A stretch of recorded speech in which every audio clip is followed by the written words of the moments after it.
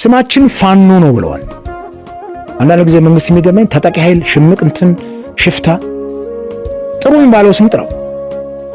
ኦሮሞ ሊበሬሽን አርሚን ሸኔ ምናምን ብለናል። ክስክሰ ኦላነን እኛ ጥራው በዛ ስምና በዛ ስም ጠርተው በዛው በራሱ ስም ጠርተው መሆን የሚገባው ነገር ታደርጋለህ።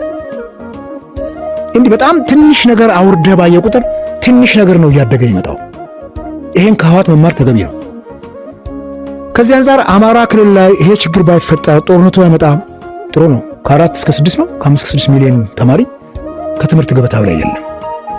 ትምህርት ገበታው ላይ ከሌለ የት ነው ያለው? ይሄ ወጣት ምን እየሰራ ነው? ክልሉ በጦርነት የሚታመሰው ደን በቃ ይገባላ። እሱም እኮ ተያይዞ ኃይል ነው የምትጨምርለት የታጠቀውን ኃይል። ይሄንን የአማራ ክልል ችግር ለፕሮፓጋንዳ ቅስቀሳ ብቻ ለመጠቀም ያለብን እውነተኛ ጀኒውን የሆነ ድርድር ማድረግ ነው የሚያስፈልገው። እኔ ይሄንን ነው የማምነው። መደራደር ያስፈልጋል። እነኚህ አካላት መኖራቸውን እውቅና ሰጠን አሉ እኮ ብትደብቃቸውም እኮ አሉ።